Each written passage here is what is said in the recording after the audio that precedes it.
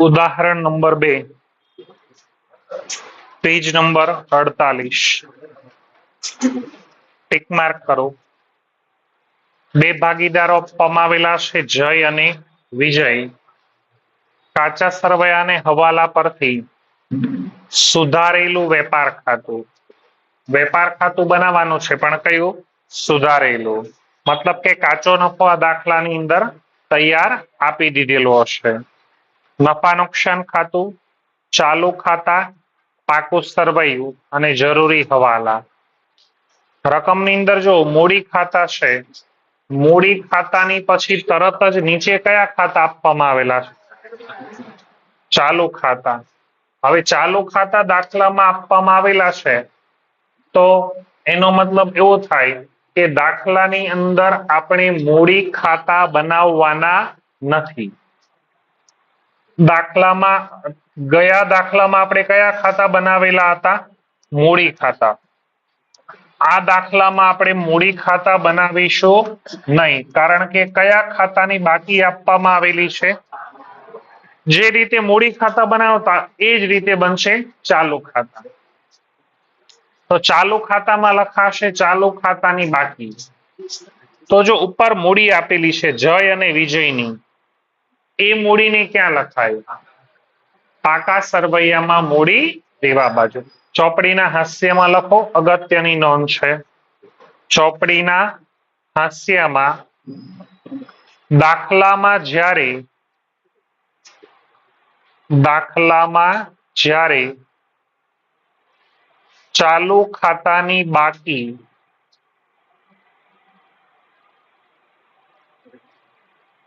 આપેલી હોય ત્યારે મૂડીને ડાયરેક્ટ મૂડી દેવા બાજુ લખવી।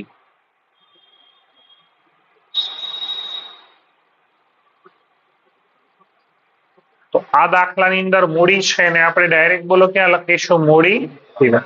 છગડીયો કૌંસ કરો, જય અને વિજય મૂડી દેવા। હવે ચાલુ ખાતાની અંદર જો જયની રકમ કેટલી છે, વિજયની રકમ બંને અલગ અલગ બાજુ છે, તો 20,000 છે એને ક્યાં લખાશે? જમા બાજુ, અને 5,000 છે એને ઉધાર।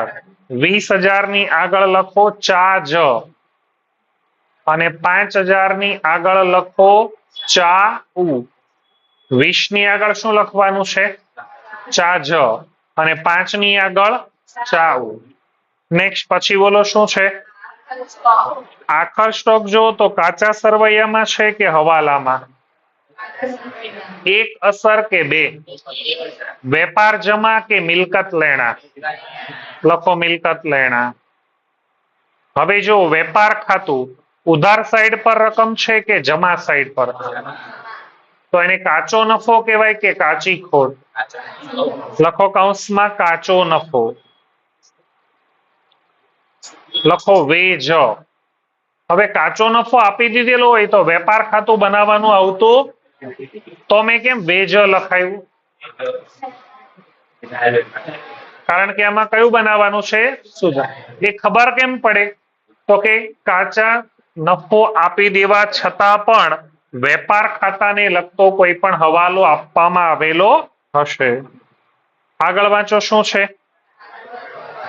રોકડ ક્યાં લખાય? મિલકત લેણા। બેંકમાં ચાલુ ખાતે કૌંસમાં લખો બેંક શિલક, આને કહેવાય શું? બેંક શિલક। બોલો આને પણ ક્યાં લખાય? મિલકત લેણા। બેંકમાં બાંધી મુદ્દતનું ખાતું, આ પણ લખો મિલકત લેણા। દેવાદાર મિલકત લેણા। પગાર ન ઉ। ફ્રી હોલ્ડ જમીન, ફ્રી હોલ્ડ એટલે એને કહેવાય મુક્ત રીતે ધારણ કરેલી।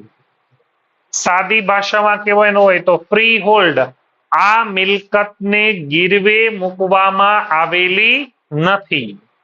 ઓફિસ યંત્ર મિલકત લેણા।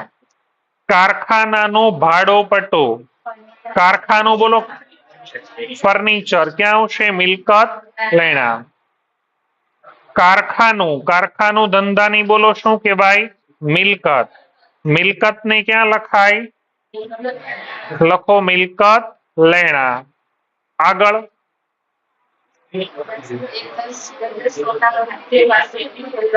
ભાડાપટ્ટામાં જો ગુપ્ત હવાલો છે, ક્યારે પૂરું થાય છે? આપણું વર્ષ જો કાચા સરવૈયાનું ક્યારે પૂરું થાય? વર્ષ ગણો કેટલા થાય?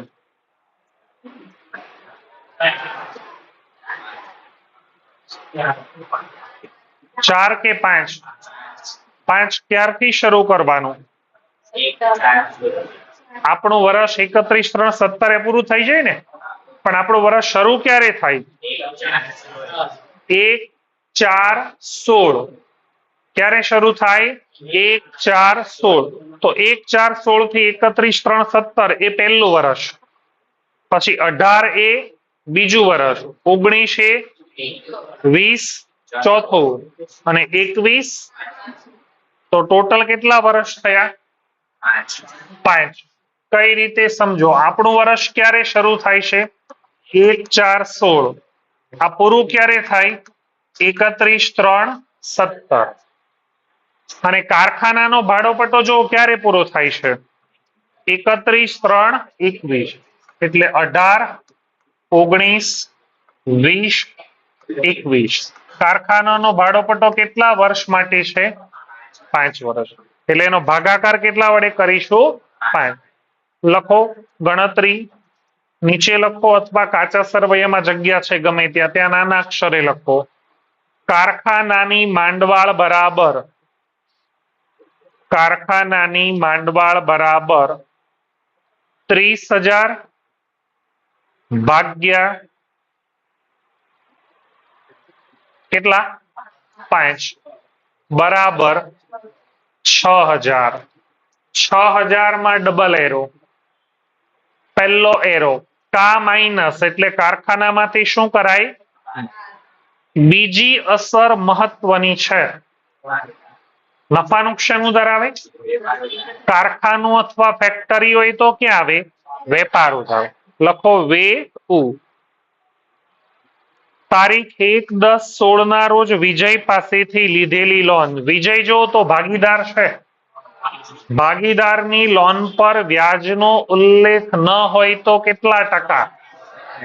લખો ગણતરીમાં વિજયની લોનનું વ્યાજ બરાબર, વિજયની લોનનું વ્યાજ બરાબર કેટલા રૂપિયાની લોન છે? લખો 30,000. એને ગુણ્યા 6%, હજી ગુણ્યા 6/12. 900 માં ડબલ એરો, પહેલો એરો ન ઉ અને બીજો એરો મૂડી દેવા. આ ગુણ્યા 6/12 શું કામ કરાવ્યા? ગુણ્યા 6/12 શું કામ કરાવ્યા? તારીખ કઈ છે? 1/10. 10મા મહિનાની પહેલી કે છેલ્લી? 10મો મહિનો ધ્યાનમાં. 10, 11, 12, 1, 2, 3 કેટલા મહિના થયા? 6 મહિના. લોન લખજો મૂડી દેવા. દેવાદાર પર વટાવ અનામત, એમાં 5મો હવાલો છે. કયો હવાલો છે? વાંચો. 5મા હવાલામાં શું કરેલું છે? દેવાદાર પર વટાવ અનામતની હવે જરૂર. ડાયરી કાઢો. ડાયરીની અંદર અગત્યની નોંધ કેટલા પેજ નંબર પર આપેલી છે?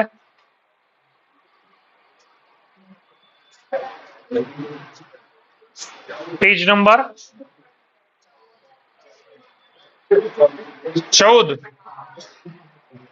એમાં પહેલી નોંધ, પહેલી નોંધનો પેરેગ્રાફ. ગાલખાદ અનામત કે દેવાદાર પર વટાવ અનામતની હવે જરૂર, એવું ક્યાં આપેલું હોય? તો આ બંનેને ક્યાં લખવાના? નફા નુકસાન ખાતાની જમા. લખો ચોપડીના હાસ્યમાં 49 નંબરના પેજ પર. દેવાદાર પર વટાવ અનામતની હવે જરૂર નથી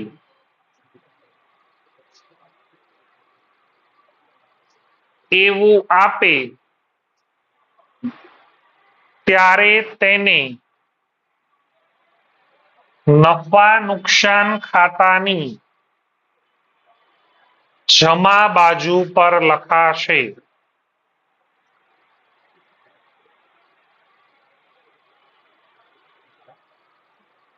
આગળ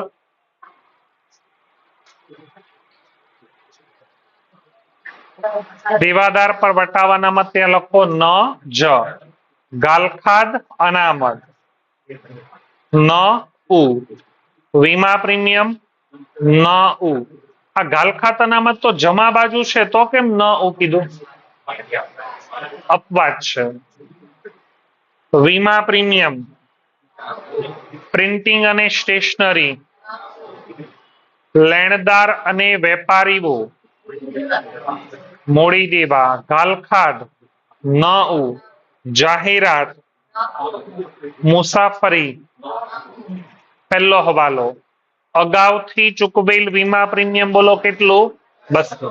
નિયમ બોલો અચ્ચો માઇનસ લખો 200 ની ઉપર વી માઇનસ મિલકત લેણા. જય 2000 ની મૂળ કિંમતનો માલ અંગત વપરાશ માટે લઈ ગયા. ભાગીદાર અંગત વપરાશ માટે માલ લઈ જાય આને કહેવાય માલની અન્ય રીતે જાવક ખરીદીમાં ઘટાડો ખરીદીમાંથી બાદ. લખો ઉપર ખ માઇનસ અલ્પ વિરામ અંગત વપરાશ માટે માલ લઈ જાય તો એને કહેવાય શું? ઉપાડ 11મા ધોરણમાં મૂડીમાંથી બાદ કરતા. 12મા ધોરણમાં ઉપાડ ક્યાં લખાશે? મૂડી કે ચાલુ ખાતાની ઉધાર બાજુ. ચા ઉ 28/3/17 4000 નો માલ ખરીદ્યો હતો પણ એનું નામું ચોપડે લખાયેલું નથી. માલ ખરીદ્યો હતો પણ નોંધાયો નથી આને કહેવાય નહીં નોંધાયેલી ઉધાર ખરીદ. ખરીદી નથી નોંધાણી તો ખરીદીમાં ઉમેરાય કે ખરીદીમાંથી બાદ કરાય? ખરીદીમાં ઉમેરાય. ખરીદીને બીજા કોની સાથે સીધો સંબંધ? તો ખરીદીમાં પ્લસ તો બીજો લેણદાર. ખ પ્લસ લે પ્લસ. કુલ દેવાદારોમાંથી 400 નું લેણું ડૂબત છે. ડૂબતની નીચે અંડરલાઈન કરો અને એની ઉપર લખો ગાલખાદ અને 5% બોલો શું ગણવાનું છે? ગાલખાદ અનામત. ગાલખાદ અને ગાલખાત અનામત બંને બોલો દેવાદારમાંથી શું થાય? લખો દે માઇનસ અલ્પ વિરામ ગા પ્લસ. 5મો આવી ગયો. 6 પ્લાન્ટ યંત્રો પર કેટલા ટકા? અને ફર્નિચર પર શું ગણવાનો છે? ઘસારો. ઘસારો મિલકતમાંથી બોલો શું થાય? બાદ. અને બીજી અસર નફા નુકસાન ખાતાની ઉધાર બાજુ. આ પ્લાન્ટ યંત્રનો ઘસારો તો વેપાર ઉધાર નો આવે કારણ કે આમાં તો જો કારખાના શબ્દનો ઉલ્લેખ છે પણ યંત્રની આગળ જો શબ્દ કયો વાપર્યો છે? ના હવાલામાં નહીં, કાચા સરવૈયામાં છે ઓફિસ યંત્ર એટલે વેપાર ઉધાર આવશે નહીં. લખો 6થા હવાલામાં પ્લા માઇનસ ફ માઇનસ અને ન ઉ. કોષ્ટક બોલો કેટલા કોષ્ટક હતા ટોટલ? 9. પહેલો બોલો ખરીદી પ્લસ નહીં નોંધાયેલ ખરીદી માઇનસ ભૂલથી નોંધાયેલ ખરીદી માઇનસ ખરીદ પરત માઇનસ માલની અન્ય રીતે જાવક વેચાણ પ્લસ નહીં નોંધાયેલ વેચાણ માઇનસ ભૂલથી નોંધાયેલ વેચાણ માઇનસ વેચાણ પરત સ્ટેશનરી છપામણી ખર્ચ માઇનસ સ્ટેશનરી સ્ટોક, જાહેરાત ખર્ચ માઇનસ જાહેરાત સામગ્રી સ્ટોક, આપેલ વટાવ કાચું સરવૈયું પ્લસ દેવાદાર પર વટાવ અનામત હવાલો માઇનસ દેવાદાર પર વટાવ અનામત કાચું સરવૈયું, ગાલખાત કાચું સરવૈયું પ્લસ ગાલખાત હવાલો પ્લસ ગાલખાત અનામત હવાલો માઇનસ ગાલખાત અનામત કાચું સરવૈયું, લેણદાર પ્લસ નહીં નોંધાયેલ ઉધાર ખરીદી, પ્રોવિડન્ટ ફંડ પ્લસ પ્રોવિડન્ટ ફંડના રોકાણોનું વ્યાજ, દેવાદાર પ્લસ નહીં નોંધાયેલ ઉધાર વેચાણ માઇનસ ગાલખાત હવાલો માઇનસ ગાલખાત અનામત હવાલો માઇનસ દેવાદાર પર વટાવ અનામત. કેટલા સ્ટેપમાં દાખલો ગણવાનો? પહેલા સ્ટેપમાં કેટલી વિગત? 5. શરૂઆતનો સ્ટોક, ખરીદી, વેચાણ, મૂડી, ઉપાડ. બીજું સ્ટેપ હવાલાની કેટલી અસર? ત્રીજું સ્ટેપ એની કેટલી અસર? 1 અસર. કાચા સરવૈયામાં જે વિગત ઉધાર બાજુ છે એ બધી વિગત ક્યાં લખાય? ઉધાર બાજુ. કાચા સરવૈયામાં જે વિગતો જમા બાજુ છે એ બધી ક્યાં લખાય? એ બધી બોલો ક્યાં લખાય? એમાં કેટલા અપવાદ છે? કયા કયા? ખરીદ પરત, વેચાણ પરત, ગાલખાત અનામત, માલની અન્ય રીતે. આ ઉધાર હોય તો ક્યાં લખાય? જમા હોય તો? પણ આ બધું શું થાય? ખરીદ પરત શેમાંથી બાદ થાય? વેચાણ પરત, ગાલખાત અનામત ગાલખાત માંથી. ગાલખાત અનામત કોનામાંથી? અને છેલ્લું માલની અન્ય રીતે જાવક દેવાદાર માંથી બાદ થાય ગાલખાત અનામત, પણ એ હવાલાની બાદ થાય, કાચા સરવૈયાની થતી નથી. એક સંજોગોમાં બાદ થશે ત્યારે હું હાસ્યમાં તમને નોંધ લખાવીશ. વેપાર ખાતું જ નથી તો શરૂનો સ્ટોક, ખરીદી, વેચાણ એવું કઈ આવશે નહીં. દાખલાની અંદર આપણે વેપાર ખાતાને બદલે શબ્દ કયો વાપરવાના છે? સુધારેલું વેપાર ખાતું. તો વેપાર ખાતાની અંદર જમા બાજુ સૌથી પહેલા લખીશું કાચો નફો, કૌંસમાં કાચા સરવૈયા. બોલો કાચા સરવૈયામાં કાચો નફો કેટલો આપ્યો? 1.34 30,900. કાચો નફો તો આ વેપાર ખાતાની ઉધાર બાજુ આવે તો કેમ અહીંયા જમા લખ્યો? આ ખોટો છે, એને આપણે શું કરવાનો છે? સુધારવાનો છે. એની પછી મૂડી અને ઉપાડ. દાખલાની અંદર ચાલુ ખાતાની બાકી આપેલી હોય તો મૂડીને બોલો આપણે ડાયરેક્ટ ક્યાં લખીશું? મૂડીને ડાયરેક્ટ લખાશે મૂડી દેવા બાજુ. મૂડી ખાતા ભાગીદારો બોલો કયા કયા? જય અને વિજય. જયની મૂડી, વિજયની મૂડી બંનેનું ટોટલ 1,40,000. હવે આપવામાં આવેલી છે ચાલુ ખાતાની બાકી, તો બંને સાઈડ છે તો ઉધાર બાકીને ઉધાર બાજુ લખાય અને જમા બાકીને અને બંને બાજુ લખવાનું. બા આ લાવ્યા લખાશે પહેલા, બાકી આગળ લાવ્યા.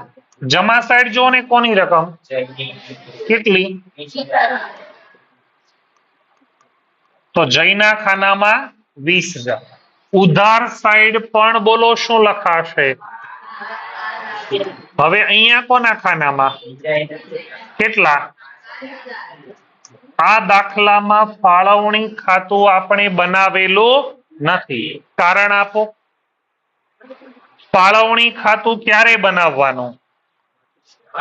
મૂડીનું વ્યાજ, ઉપાડનું વ્યાજ, ભાગીદારને પગાર, બોનસ, કમિશન કે મહેનતાણું અને ચાલુ ખાતાનું વ્યાજ. આટલા હવાલા આપે તો જ કયું ખાતું બનાવવાનું? આ ચાર માંથી કોઈ પણ એક હવાલો આપે તો ફાળવણી ખાતું બનાવવાનું, ન આપે તો ફાળવણી ખાતું બનાવવાની જરૂર નથી. આગળ 5 વિગત પૂરી. હવે બોલો શું લઈશું આપણે? હવાલા. પહેલો હવાલો, અગાઉથી ચૂકવેલ વીમા પ્રીમિયમ બોલો કેટલું?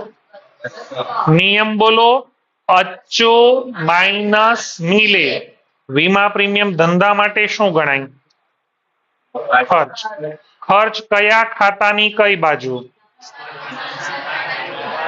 કાચા સરવૈયામાંથી આપો વીમા પ્રીમિયમ 1000. એમાં અગાઉથી ચૂકવેલું કેટલું છે? એ શું થાય? અગાઉથી ચૂકવેલ કેટલું? 200 બાદ કરો. નિયમ ફરીવાર બોલો, અચ્ચો માઇનસ. બીજી અસર 1000 ની આવે કે 800 ની? ક્યાં આવશે? પહેલા લખાય અહીંયા કઈ મિલકત લખાય? તો અગાઉથી ચૂકવેલ વીમો નીચે લખાશે. અગાઉથી ચૂકવેલ વીમો રકમ બોલો કેટલી? 200. Next હવાલા number 2. 2000 ની મૂળ કિંમતનો માલ અંગત વપરાશ માટે લઈ ગયા. અંગત વપરાશ માટે લઈ ગયા તો એને ઉપાડ કહેવાય. શું કહેવાય? ઉપાડને લખાય મૂડી કે ચાલુ ખાતાની ઉધાર બાજુ. ઉપાડ ખાતે. હવે કોના ખાનામાં રકમ લખવી? શું કામ જય? જયનો ઉપાડ છે. ચાલો, માલ અંગત વપરાશ માટે લઈ ગયા તો એને કહેવાય માલની અન્ય રીતે ખરીદીમાં. ખરીદીમાંથી તો ખરીદી તો કાચા સરવૈયામાં આપેલી નથી.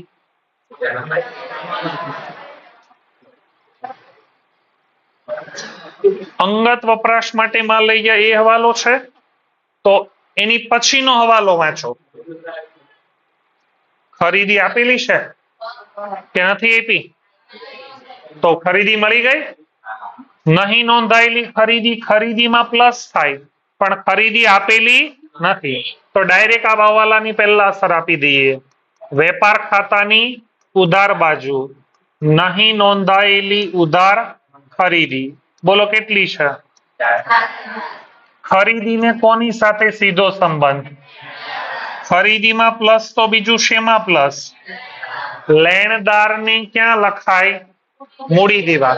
આ દાખલામાં લેણદારનું નામ બીજું શું આપેલું છે? કાચા સરવૈયામાંથી આપો લેણદારો 12000. બોલો વત્તા શું કરવાનું? નહીં નોંધાયેલ ઉધાર ખરીદી કેટલી છે? ત્રીજા હવાલાની બંને અસર આપી દીધી. બીજા હવાલાની બંને અસર આપી દીધી. બીજા હવાલાની પહેલી અસર આપી આપણે ચાલુ ખાતાની ઉધાર બાજુ અને બીજી અસર આપણે ખરીદીમાંથી શું કરાય? બાદ. તો ખરીદીમાંથી બાદ કરીને લખાશે માઇનસ અંગત વપરાશ માટે લીધેલ માલ કેટલો? અથવા ઉપાડથી ગયેલ માલ એવું લખો તો પણ ચાલે. હવાલા નંબર 4. દેવાદારોમાં ગાલખાત કેટલી છે? 400. ગાલખાત અનામત કેટલા ટકા?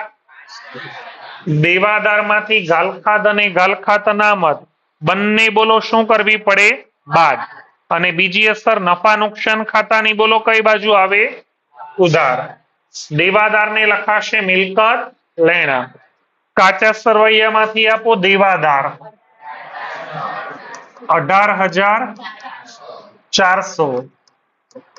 બોલો પહેલા એમાંથી માઇનસ નો થાય? ગાલખાત હવાલો. ગાલખાત હવાલો કેટલો છે? બાદ બાકી. હવે આમાંથી શું બાદ થાય? ગાલખાત અનામત. એ કેટલા ટકા છે? એ 5% 18400 ના કે 18000 ના? 18000 ગુણ્યા 5% માઇનસ બરાબર ગાલખાદ અને ગાલખાદ અનામતની બીજી અસર ક્યાં આવે? નફા નુકસાન ખાતાની કાચા સરવૈયામાં જો તો ગાલખાદ છે એને શું કહેવાય? ગાલખાદ કાચું સરવૈયું વત્તા બોલો શું આવે? ગાલખાદ હવાલ. હજી બોલો વત્તા ગાલખાદ અનામત. પછી એક લીટી છોડીને શું લખવાનું? સૌથી મહત્વનું કોષ્ટક છે, પરીક્ષામાં પૂછાય જ છે. કાચા સરવૈયામાં જો ઉધાર બાજુ ગાલખાદ આપેલી હશે 200 અને કાચા સરવૈયામાં જમા બાજુ ગાલખાદ અનામત આપેલી છે. એટલે જો અહીંયા બંનેમાં કા લખેલું હતું ને તે આપણે અસર આપી દીધી. હવે કોની શોધવાની છે? હવાલાની ગાલખાદ હવાલામાં જોવા જવાની. હવાલાની ગાલખાદ ક્યાંથી મેળવવાની? દેવાદાર મિલકત લેણા. બોલો ગાલખાદ હવાલાની કેટલી? ગાલખાદ અનામત કેટલી? તો ગાલખાદ હવાલાની લખીશું આપણે 400 અને ગાલખાદ અનામત હવાલાની ઉપરની ત્રણ રકમનું ટોટલ આપો. 1500 માંથી બાદ કેટલા કરવાના? બાદ બાકી. આગળ દેવાદાર પર વટાવ અનામતની હવે જરૂર. હવાલામાં સૂચના છે તો હાસ્યમાં નોંધ લખાવેલી છે. એવું આપે તો એને ક્યાં લખવાની? નફા નુકસાન ખાતાની જમા બાજુ. દેવાદાર પર વટાવ અનામત આપો કાચા સરવૈયામાંથી.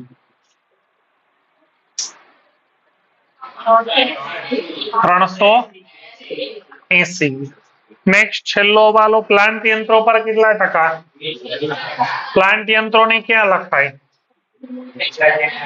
પાકા સરવૈયામાં મિલકત. પ્લાન્ટ યંત્રો આપો કાચા સરવૈયામાંથી 30. 20,000 એના કેટલા ટકા? ગુણ્યા 20%. 4,000 માઇનસ બરાબર હજુ કોના પર? ફર્નિચર અને ફિટિંગ્સ. કાચા સરવૈયામાંથી આપો ફર્નિચર અને ફિટિંગ્સ 5,000 એના કેટલા ટકા? 5,000 ગુણ્યા 5%. હવે કયું બટન? માઇનસ બરાબર 4,000. ઘસારો ધંધા માટે શું ગણાય? ખર્ચ. ખર્ચની બીજી અસર પ્લાન્ટ યંત્રનો 4,000 ફર્નિચરનો નફા નુકસાન ખાતાની ઉધાર બાજુ. પ્લાન્ટ યંત્રનો ઘસારો બોલો કેટલો? 4,000. હજુ બોલો કોનો ઘસારો? ફર્નિચર અને ફિટિંગ્સ નો ઘસારો 250. આગળ કાચું સરવૈયું. સૌથી પહેલા મૂડી અને ચાલુ ખાતા આવી ગયા. આખરનો સ્ટોક બોલો સિંગલ અસર ક્યાં આવશે? મિલકત લેણા બાજુ. આખરનો સ્ટોક બોલો કેટલો? 27,000. આગળ બોલો વેપાર ખાતે એટલે કાચો નફો લખાઈ ગયો. એના પછી નિયમ બોલો રોસી બેસી પાસ. હાથ પર રોકડ લખાશે મિલકત લેણા. રકમ 280. નેક્સ્ટ બેંકમાં ચાલુ ખાતે એને કહેવાય બેંક શિલ્લક. મિલકત લેણા. બેંકમાં ચાલુ ખાતે 7,000 એના પછી એ પણ ક્યાં લખાય? બેંકમાં બાંધી મુદ્દત ખાતે 40,000. નેક્સ્ટ દેવાદાર મિલકત લેણા આવી ગયા. ખર્ચ કેવાય. નફા નુકસાન ખાતાની બાકી છે પગાર. બોલો કેટલો? 18,500. નેક્સ્ટ. ફ્રી હોલ્ડ એટલે આ મિલકતો ગીરવે મૂકેલી મિલકત લેણા બાજુ. ફ્રી હોલ્ડ જમીન કેટલી? 60,000. નેક્સ્ટ. ઓફિસ યંત્રો પણ ક્યાં લખાશે? આવી ગયા. બીજી વખત લખાશે નહીં. નેક્સ્ટ. આવી ગયો. કારખાનો બાકી છે. લખાશે વિગતમાં કારખાનાનો ભાડાપટ્ટો કેટલો છે? 30. જોને ગણતરી લખાવેલી છે એની માંડવાળ કેટલી છે? 6,000. આમાંથી બાદ કરો. કારખાનાના ભાડાપટ્ટાની માંડવાળ એની બીજી અસર બોલો ક્યાં આવશે? વેપાર ખાતાની ઉધાર બાજુ. લખાશે કારખાનાના ભાડાપટ્ટાની માંડવાળ. બોલો કેટલી? 6,000. નેક્સ્ટ. દેવાદાર પર વટાવ અનામત. નફા નુકસાન જમા આવી ગયું. ગાલખાત અનામત આવી ગયું. શું? લોન બાકી રહી ગઈ. ચલો ભાગીદારની લોન. ભાગીદારની લોન ધંધા માટે શું કહેવાય? દેવું. પાકા સરવૈયામાં ક્યાં લખાય? મૂડી દેવા. કોની લોન છે? લખાશે વિજયની લોન. બોલો કેટલી? 30. આ લોન ની કેટલી અસર આવે? 1. પણ લોન ના વ્યાજની કેટલી અસર આવે? 1. તો જ્યાં લોન હોય ત્યાંને ત્યાં જ. ગણતરીમાં જો ચૂકવવાનું બાકી લોનનું વ્યાજ 900. આ ચૂકવવાનું બાકી હોય તો આ ખર્ચ કહેવાય કે આવક? ખર્ચની અસર ક્યાં આવશે? નફા નુકસાન ખાતાની ઉધાર બાજુ. ત્યાં પણ લખાશે લોન પર વ્યાજ. બોલો કેટલું? 900. એના પછી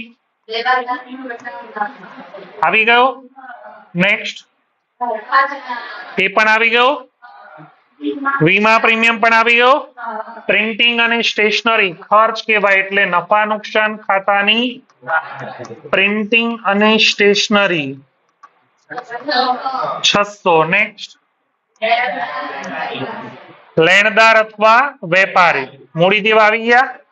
નેક્સ્ટ. ગાલખાત આવી ગઈ. પછી બોલો ખર્ચ એટલે નફા નુકસાન ખાતાની બોલો જાહેરાત ખર્ચ 600. નેક્સ્ટ. એ પણ નફા નુકસાન ખાતાની ઉધાર બાજુ. મુસાફરી ખર્ચ જમા સાઈડ આવો. આવી ગયું બધું. તો હવે ખાતું શું કરવાનું? બંધ. સૌથી પહેલા કયું ખાતું બંધ થશે? સુધારેલું વેપાર ખાતું. સુધારેલા વેપાર ખાતાનો સરવાળો 30,000. કઈ બાજુ વધારે છે? 30,900. જમા સાઈડ નું ટોટલ વધારે તો ઉધાર સાઈડ પર ઘટતી રકમ 22,000. 22,900 ની સામે બોલો શું લખાય? શું કામે ખબર પડી? સુધારેલો કાચો નફો કૌંસમાં નફા નુકસાન ખાતે. આની ક્રોસ એન્ટ્રી નફા નુકસાન ખાતાની કઈ બાજુ પર આવશે? નફા નુકસાન ખાતાની જમા બાજુ પર. ત્યાં બોલો શું લખાય? સુધારેલો કાચો નફો કૌંસમાં વેપાર ખાતેથી કેટલો હતો? 22,900. નફા નુકસાન નું ટોટલ 26,900. 550 ઉધાર બાજુ ઘટે છે, જમા બાજુ વધારે છે કે ઉધાર?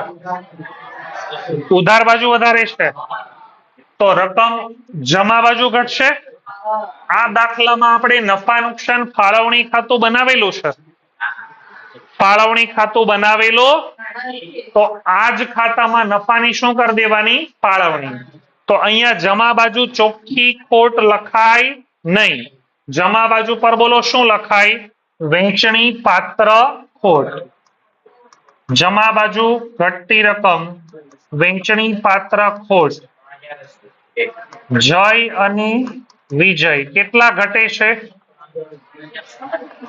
3270. દાખલામાં જો તો નફા નુકસાન નું પ્રમાણ કોઈ આપેલું છે? નફા નુકસાન નું પ્રમાણ ન આપે તો કયા હિસ્સે? સરખા હિસ્સે ફાળવણી આપો. 1635. આ અસર અહીંયા કઈ બાજુ છે? જમા. તો બીજી અસર ચાલુ ખાતાની કઈ બાજુ આવે? જમા છે તો અહીંયા ઉધાર. વિગતમાં લખાશે વહેંચણી પાત્ર ખોટ. કેટલી છે રકમ? 1635. હવે બંધ કરાશે ભાગીદારનું ચાલુ ખાતું. પહેલા ભાગીદાર જય. જમા સાઈડ મોટી છે, જમા સાઈડ નું ટોટલ 20,000. ઉધાર સાઈડ પર ઘટતી રકમ 16,365.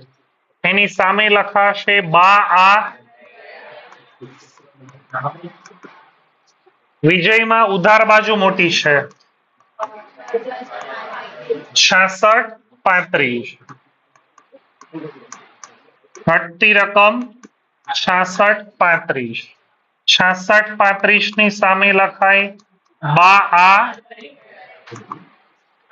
હવે આ દાખલામાં તો બંને બાજુ છે બા લઈ ગયા, અહીંયા પણ બા લઈ ગયા, સામે પણ બા લઈ ગયા. તો કયા બાને ક્યાં લખાય? આ બાને ક્યાં લખાય? અહીંયા ડાબી બાજુ નીચે મૂડી દેવું આવે અને સામે મિલકત લેણા. મૂડી દેવા, મિલકત લેણા. જે બા જ્યાં હોય એ બાને ત્યાં ને ત્યાં શું કરી દેવાના? નીચે ઉતારી દેવાના. અહીંયા શું લખીશું આપણે? મિલકત. પાકું સરવૈયું આપણે અહીંયા નીચે બનાવીએ તો ડાબી બાજુ શું આવે? મૂડી દેવા, અને જમણી બાજુ મિલકત લેણા. જે બા જ્યાં હોય ત્યાં ત્યાં નીચે ઉતારી દેવાના. તો અહીંયા આ જયના ચાલુ ખાતાની બાકી 16,365. એને બોલો ક્યાં લખીશું? મૂડી દેવા.